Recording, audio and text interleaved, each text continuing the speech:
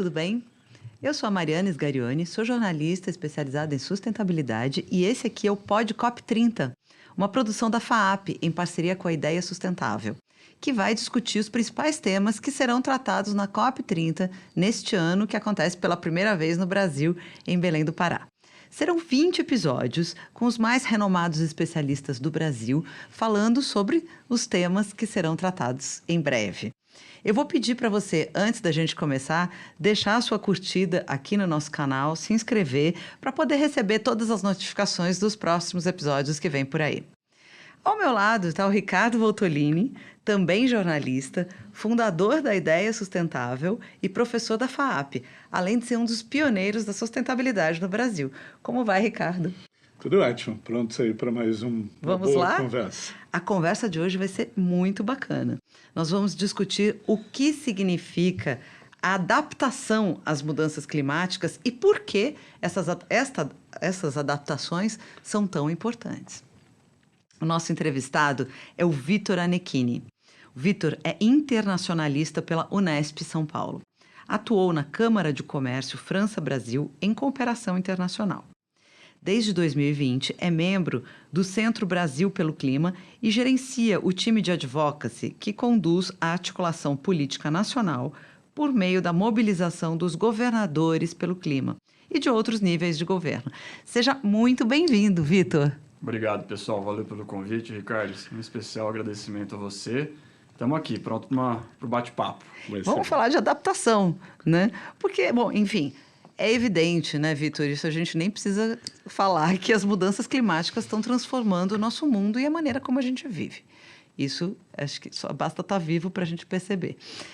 Só que a gente vai ter que se adaptar a essas transformações, que estão acontecendo, inclusive, numa velocidade inacreditável, né? Eu queria que você pode começar falando um pouquinho com exemplos práticos de como isso já está acontecendo e como já está afetando a vida das pessoas? Bom, eu acho que você já partiu de uma premissa importante, que é considerar que os efeitos das mudanças climáticas estão aí. Né? Porque na concepção mais técnica, teórica de mudanças climáticas, a gente parte de dois entendimentos ou de duas linhas principais. Né? Uma que é a redução da emissão dos gases de efeito estufa, né, que promovem o aquecimento global, o aquecimento global, e a adaptação. Então, são duas temáticas centrais, né, quando a gente fala em mudanças climáticas. No caso da mitigação, é isso, qualquer tipo de ação, né, que é necessária para reduzir as emissões, e no caso da adaptação, é justamente entender que as mudanças estão aí, as coisas estão acontecendo, a gente está sofrendo com os efeitos e, portanto, a gente precisa se adaptar a esses efeitos.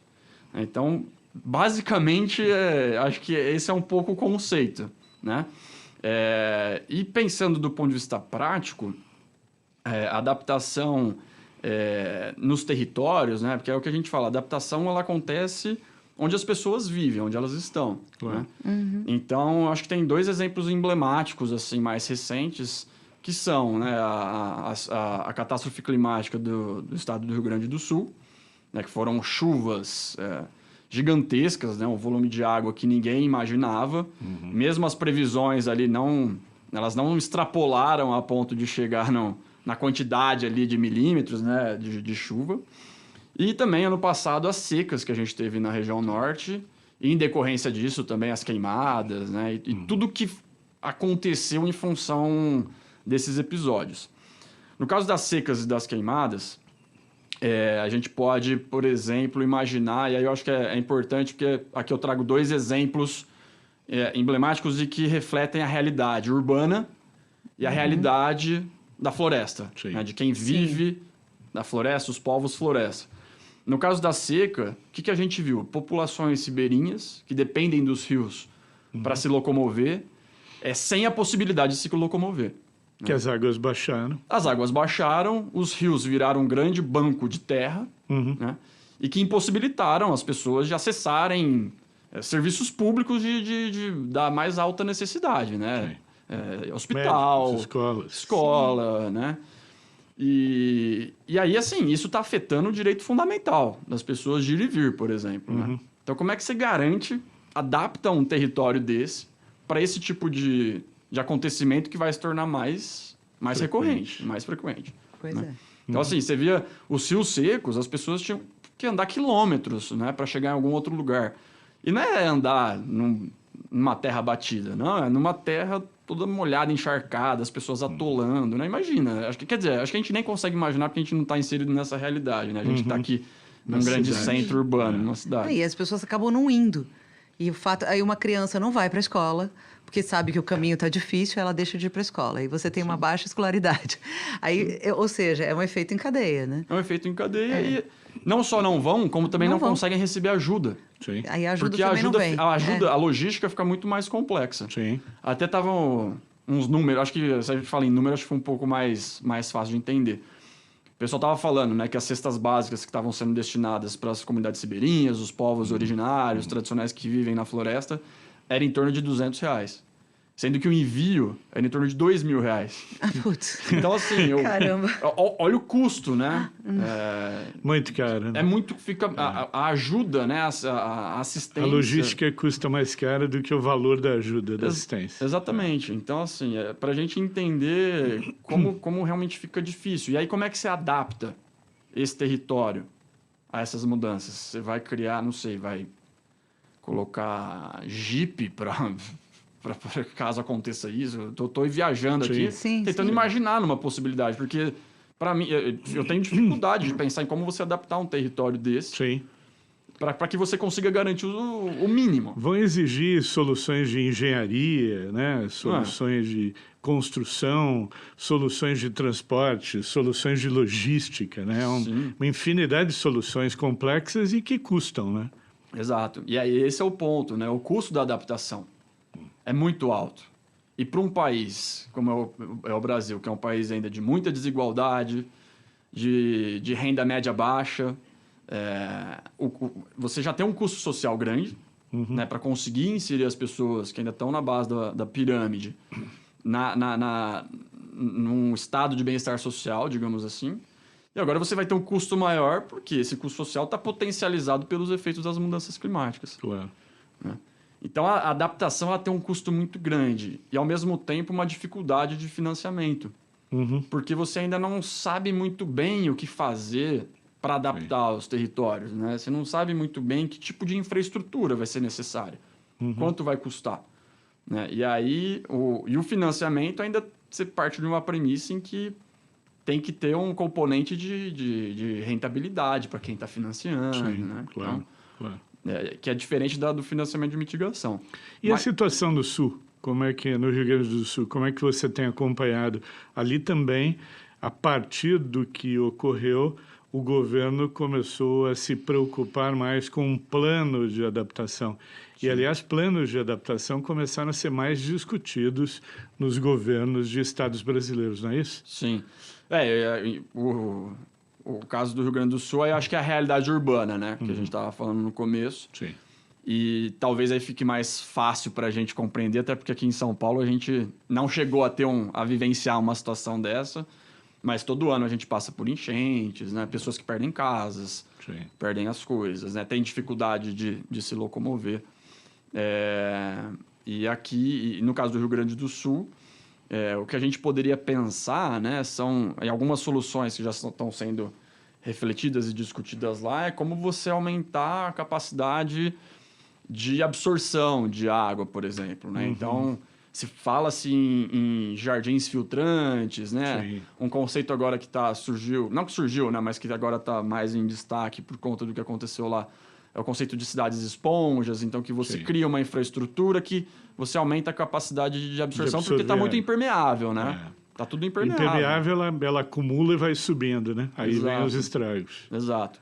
E, então, ali você tem um processo de reconstrução que precisa considerar esse novo componente, né? Esse novo cenário. E o Rio Grande do Sul é interessante, porque não interessante, né? Mas é interessante e triste ao mesmo tempo de você ver o que aconteceu, porque em 2023 houve um evento extremo lá já que afetou em torno de 100 municípios. Isso novembro, foi no segundo semestre de 2013, ali entre, acho que outubro e novembro. E o governo já ficou espantado. Ele falou, cara, já escalou num ponto em que a gente não imaginava que alguns municípios seriam atingidos. Uhum. Isso no final de 2023. E aí, ano passado, em maio de 2024, um pouco mais de um ano depois, você passa a 400 municípios. Quase 90% do estado, em termos de município, foi atingido. É muita coisa, é o estado inteiro. É um impacto absurdo. É brutal. Gigante, gigante. E tá todo mundo sofrendo com isso, né? E aí, quando a gente fala... a adaptação é um tema muito caro ao Brasil por conta desse aspecto socioeconômico que a gente tem, né? O que define o Brasil. Então, é um país ainda muito desigual, né? Renda baixa, renda média baixa, com um déficit de infraestrutura gigantesco. E quando acontece isso, destrói o que tem e o pouco que tem, Claro. Porque, inclusive, não tá pronto para lidar com esse tipo de situação. Uhum. E ali você vê que, assim, só para finalizar, e acho que um exemplo emblemático é que o próprio prefeito de Porto Alegre perdeu a casa. Pois é. Foi uma tragédia para todo mundo, inclusive para o principal mandatário da cidade. Isso é importante para lembrar que atinge a todos. Exato. Ninguém está livre, né? Agora, é interessante, a gente está aqui falando do que aconteceu no Rio Grande do Sul. Tem um estudo recente da Universidade de Cambridge que falou que 32 milhões de pessoas podem ter que sair das suas cidades ou países até 2050 por conta de questões relacionadas à água. Ou seja, ou por conta de muita água, ou pouca água. Sim. Ou tem água... Ou seja, a adaptação, quando a gente está falando de adaptação, queria que você falasse um pouquinho sobre o tema água, porque... É um ponto muito importante, que né, as pessoas, 32 milhões de pessoas vão ter que sair dos lugares onde elas vivem, ou por conta de tempestade, ou por conta de seca. Então, é a água que move o ser humano, então, no fim da... E aí eu faço uma pergunta ao mesmo tempo. Essas 32 milhões de pessoas vão ter capacidade de sair? Pois é, e para onde elas vão? Para onde vão, né? Tá. Qual vai ser a infraestrutura que vai receber essas pessoas? Tem mais um conjunto de causas para refugiados, né? Exato. As primeiras eram de natureza econômica, agora as climáticas também já estão formando uma legião de refugiados, pessoas que vão ter que buscar um outro lugar. Exato. Com todo esse clima global de receio em relação à ideia do refugiado, né? Até de contrariedade das políticas dos países em relação a esse tema. Isso seguramente vai acontecer mais. A gente já nota no Brasil uma migração, pessoas saindo de determinados lugares, como era nos anos 70 também, as pessoas saíam por causa da seca no Nordeste e iam para os grandes centros. Exato. Agora, talvez as pessoas também saiam por causa das tempestades, das cheias, né? Sim. E aí, quando você vê um número desse, 32 milhões de pessoas, é muito expressivo, né? E aí me remete isso, tipo, mas quem vai conseguir sair de fato, né? Porque aí, voltando ao exemplo do Rio Grande do Sul, o prefeito, não necessariamente o prefeito atual, mas assim, a pessoa, a figura, né, prefeito institucionalmente falando, esse certamente consegue sair de lá. Mas as pessoas que são as mais vulneráveis, que estão nos bairros periféricos, já não tem nada, aí perdeu tudo. Né? Aí vai para onde? Fica no limbo, né? E aí incorre num outro tema que também já discutimos aqui, que será discutido na COP, que é a questão da desigualdade, né? Da injustiça climática. Né? Então, acho que isso também é um tema que será bastante discutido, porque entendemos que as mudanças do clima afetam a todos, mas primeiro e principalmente os mais pobres. Né? Sobretudo no caso de adaptação, né, Victor? Sim. Sem dúvida. E o ponto que a Mariana trouxe sobre recursos hídricos, acho que quando você olha para o tema de adaptação, tem muita coisa. Né? A gente falou aqui, dando esses exemplos, a gente falou de infraestrutura, né? A gente falou de logística, a gente falou de transporte, de acesso a serviços públicos e de acesso à água, inclusive, porque no caso dos ribeirinhos, das populações tradicionais, originárias, eles pegavam a água, eventualmente, do rio, ou usavam o rio para buscar e tudo mais. Agora vai buscar água onde? Né? Onde vai ter acesso à água? E essa realidade da seca, né? E aí você mencionou o Nordeste, que já tem um histórico, né? De seca e de crise hídrica. Sim. Talvez a gente tenha muito a aprender com os estados nordestinos, né? Sem dúvida. Porque eles já têm essa resiliência, essa capacidade, né? Inclusive de como conviver com isso. E eu acho que é um dos pontos mais chave dentro da agenda da adaptação é o acesso ao recurso hídrico, né? A gente vê as bacias hidrográficas brasileiras perdendo potencial hídrico Sim. de abastecimento.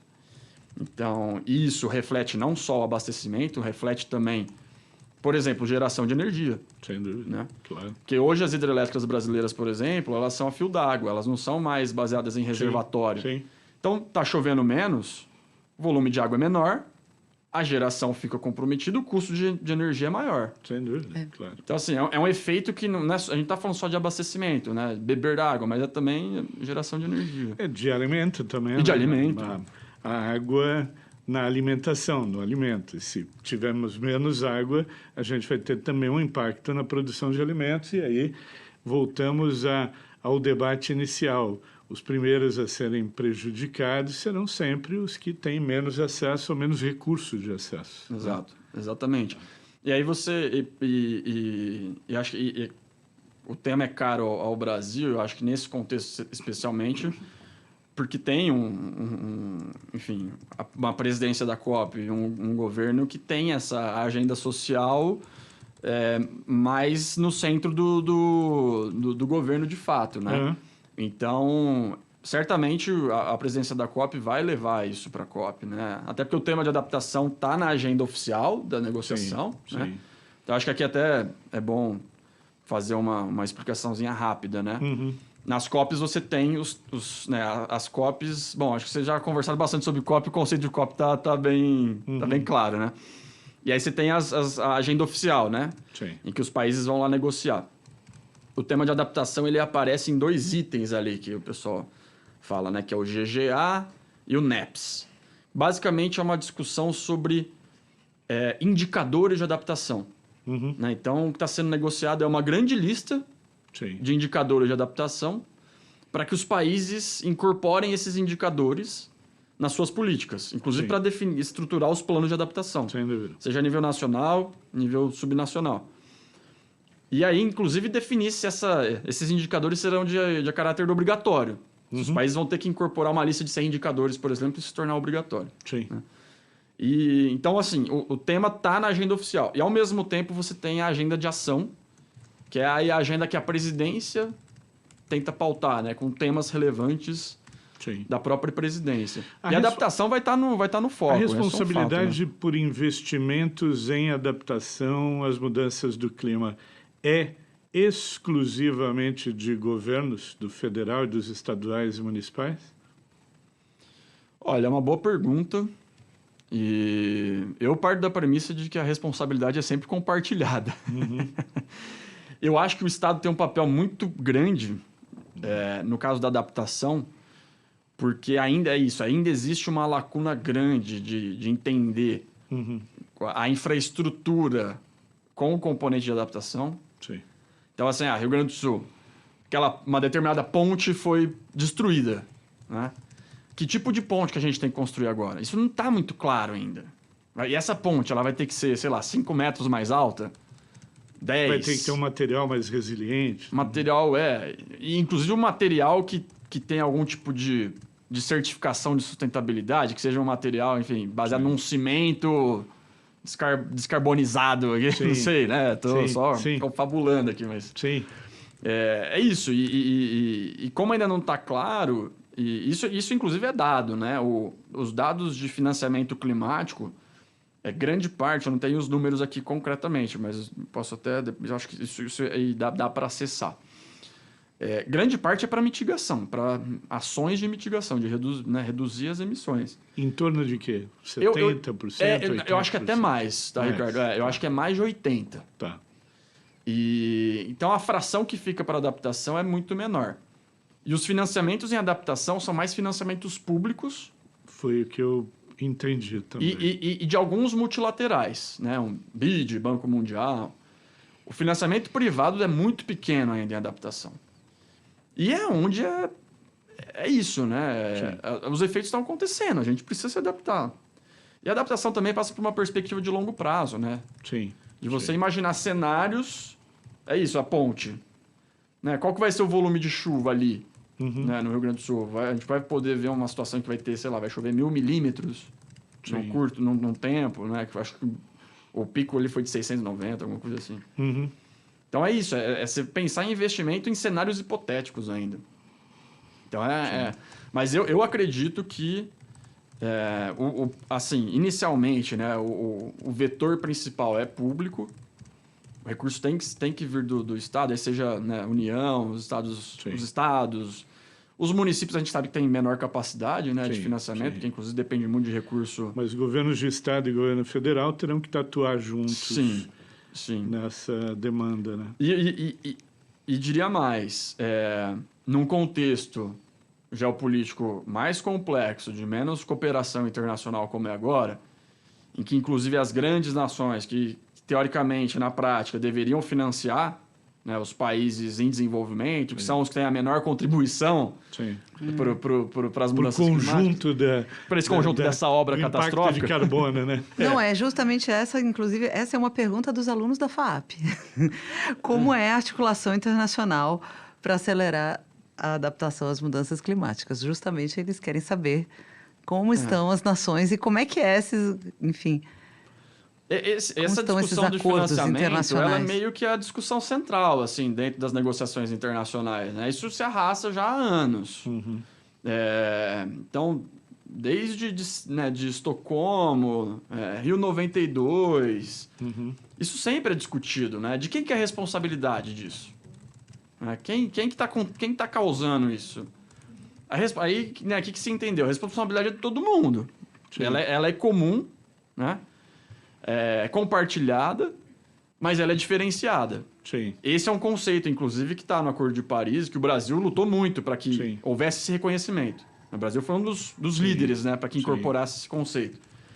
E eu acho que isso mostra, inclusive, o papel que o Brasil tem nas negociações internacionais de clima, né, que é, de fato, um ator muito relevante. Mas e aí? Beleza, né? A gente sabe aqui quem contribuiu mais, quem emitiu mais, mas o dinheiro está chegando, está sendo financiado? O que tudo indica, não. Não, não está sendo financiado. E, inclusive, o recurso que se imaginava, né, que deveria ser acordado no ano passado lá em Baku, não chegou, né? Que era da ordem de 1 trilhão até 2035, se eu não me engano, e ficou... 1,3 trilhão. 1,3, né? E ficou em 300 bi. Então, mas tá, e esses 300 bi vão chegar ou não vão chegar? E vão chegar para quê? E para quem? Estão sendo carimbados para que tipo de ação, né? Exato. Se a gente pensar em adaptação também, além do aspecto remediação, que é quando o problema já se instalou e já gerou um grande prejuízo, caso do Rio Grande do Sul, tem um outro aspecto que é o da prevenção. Como é que você vê, por exemplo, as novas tecnologias, inteligência artificial, ciência de dados, em que isso pode ajudar, considerando que a gente lida com fenômenos imprevisíveis, mas, enfim, como essas novas tecnologias podem ser úteis na prevenção? A gente vive já num contexto de tecnologia... A gente já está num contexto digital já há alguns anos e agora de inteligência artificial, né? Eu particularmente, a gente ainda não... No Centro Brasil no Clima, né, onde eu atuo, a gente ainda não tem esse olhar, né? E vendo o impacto que a tecnologia pode ter no aprimoramento de política pública, né? Mas, ao mesmo tempo, a gente acha que, parte da solução... Né, vai passar pela tecnologia, né? Inclusive a própria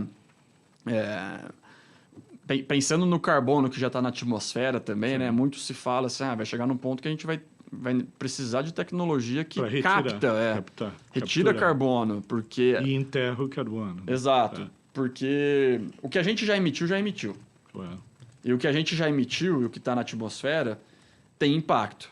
Né? A gente sabe o que está lá, o que isso representa para daqui a 50 anos. Então, é o que a gente fala. Os cenários já estão Sim, contratados. sim. Porque o que foi emitido está ali e vai gerar um impacto para nós, né? Então, assim, se parasse de emitir tudo hoje, a gente não ia resolver o problema, porque Sim.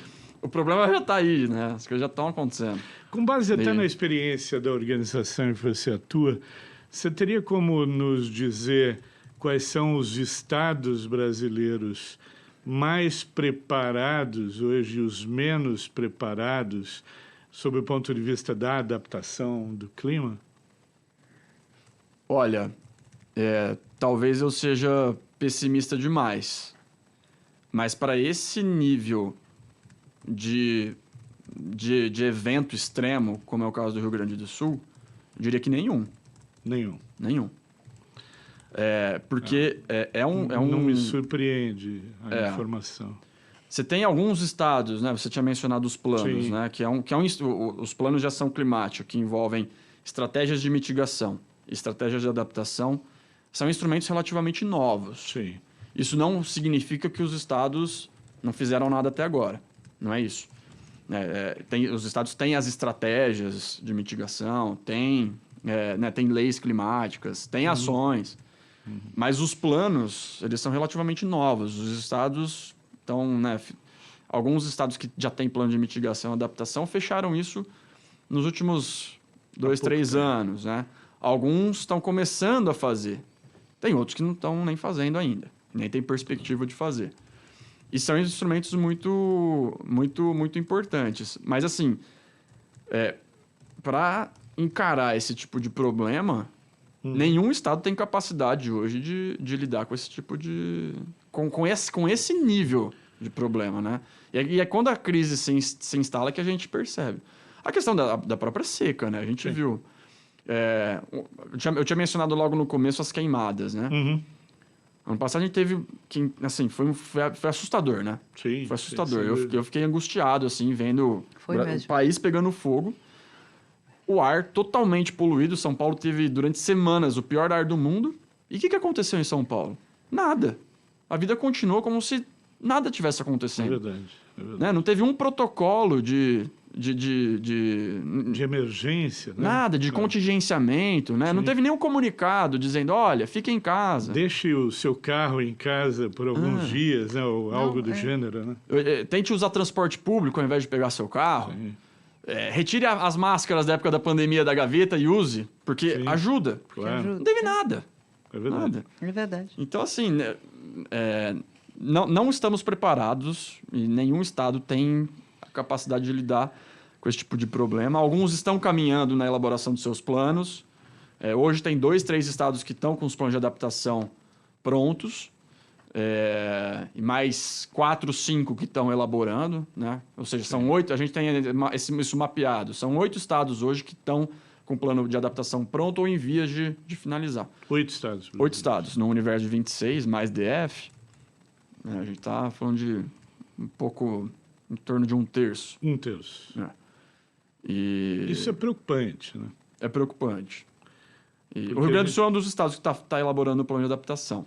Sim. Né? E esperamos que isso Acho que a gente seja precisa ter um pouquinho mais de cuidado como Estado, né, em relação a um dos grandes desafios desse século XXI, que é a gente se adaptar mesmo, né, como sociedade, como governo, né, porque isso vai mudar muito a vida das pessoas, vai interferir, vai gerar prejuízos de saúde, de alimentação, de água. A gente está falando até no modo como queremos viver bem Sim. daqui por verdade. diante, né? Então, isso é um risco presente, né? E a gente já viu que é um risco presente e próximo, porque já está acontecendo próximo de nós, né? Preocupa, eu acho, no mínimo. Eu acho que você trouxe uma reflexão interessante, assim, que eu acho que ela até é um pouco mais profunda e filosófica, talvez, é como a gente quer viver, né? Eu acho. Qual vai ser o modelo de sociedade com essas mudanças? E o Brasil é um país que está sendo e vai ser muito impactado, né? Os nossos tenho biomas dúvida. vão sofrer demais, já estão sofrendo. A gente vai ter uma perda de biodiversidade gigantesca, infelizmente. E eu tenho sempre uma dúvida, Vitor, de como o cidadão comum está percebendo esse tema e como ele está olhando pela perspectiva da magnitude dos impactos dessa questão. Eu acho que ainda me parece que a informação não chegou por completo, as pessoas ainda demonstram uma certa indiferença, né? E é um assunto preocupante.